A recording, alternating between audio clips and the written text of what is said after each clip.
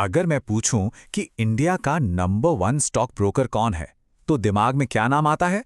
जीरोधा या शायद अपस्टॉक्स? अच्छा, जवाब है ग्रो। आज मार्केट का 27% हिस्सा इनके पास है। और सोचिए, हर 3 में से एक नया एसआईपी मतलब सिस्टमैटिक इन्वेस्टमेंट प्लान वो ग्रो के जरिए ही खुल रहा है।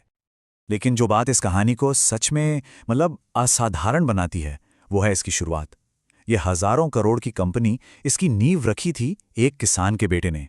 एक ऐसे लड़के ने जो उस गांव से आया था जहां एक ठीक-ठाक इंग्लिश मीडियम स्कूल तक नहीं था। तो चलिए, आज इसी कहानी को थोड़ा और करीब से देखते हैं।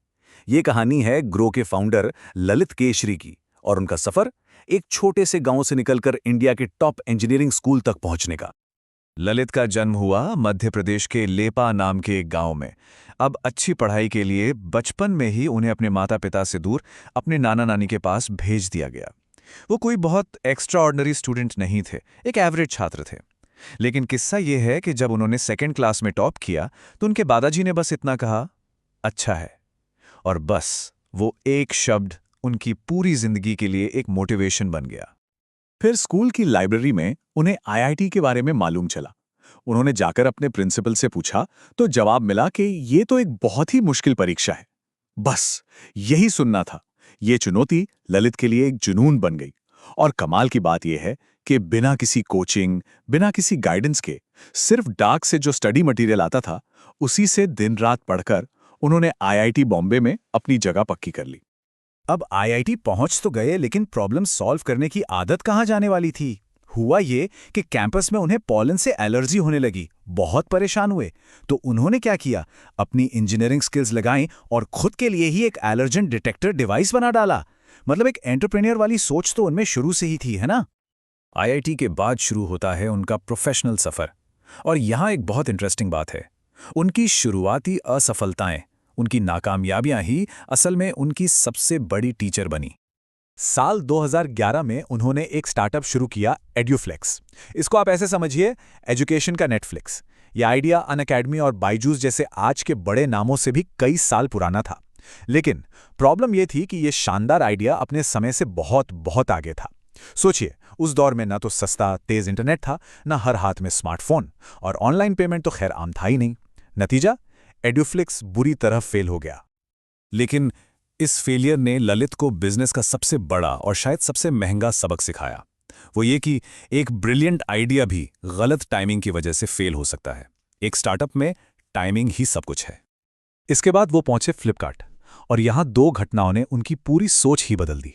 पहला किस्सा, एक बार कोई टेक्निकल गड़बड़ हुई तो इंजीनियर्स ने खुद रात भर जागकर राखियां पैक की और शिप की। यहां से उन्होंने सीखा कस्टमर के लिए जुनून क्या होता है।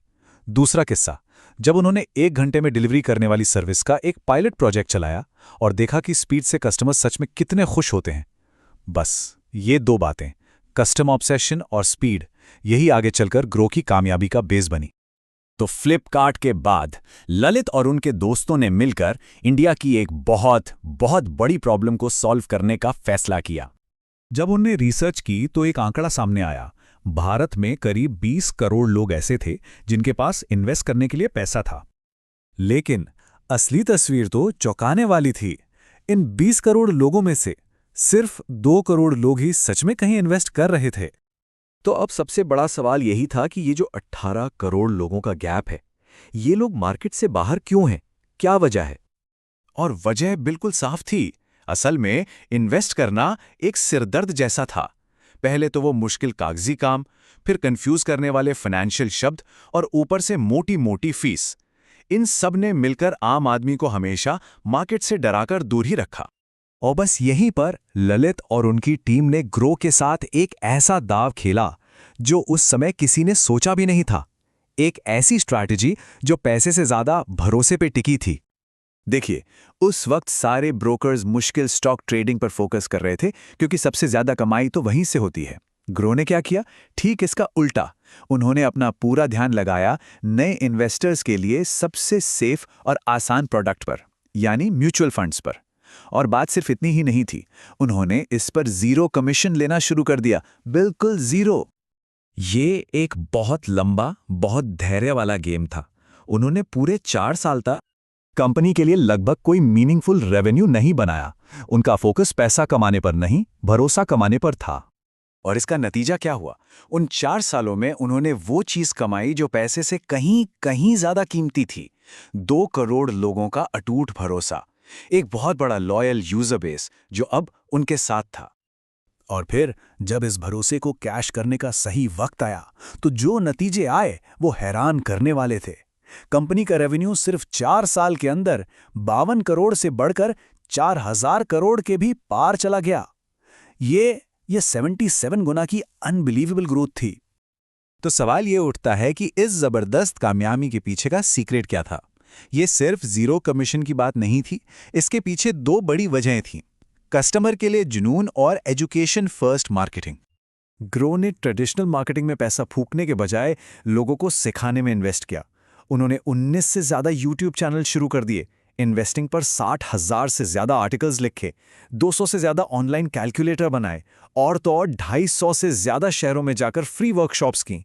उनका मकसद अपना प्रोडक्ट बेचना नहीं था, उनका मकसद था लोगों को एक अच्छा इन्वेस्टर बनाना। और जहां तक बात है उनके कस्टमर ऑब्सेशन की, तो वो तो बिल्कुल ही नेक्स्ट लेवल पर है। खुद सीईओ ललित केशरे आज भी हर रोज 2 घंटे ऐप यूज करते हैं ताकि छोटी से छोटी कमी को पकड़ सकें। सीईओ से लेकर हर एक एम्प्लॉय को कस्टमर सपोर्ट की शिफ्ट करनी ही पड़ती है। और ये सुनिए, वो एफएनओ ट्रेडिंग, जो कि एक बहुत ही रिस्की इन्वेस्टमेंट है। अगर किसी यूजर को उसमें बहुत ज्यादा लॉस हो रहा हो तो ग्रो उसे अपने आप ब्लॉक कर देता है ताकि यूजर को और नुकसान ना हो, भले ही इससे कंपनी को रेवेन्यू का घाटा हो।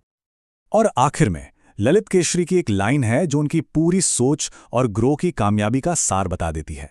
वो कहते हैं, मैं इस कंपनी को आज या अगले साल के लिए नहीं बल्कि आने वाले दशकों के लिए बना रहा हूं। और सच कहूं तो यही लॉन्ग टर्म सोच, भरोसे को हर चीज से ऊपर रखने का ये नजरिया ही ग्रो की असली ताकत है।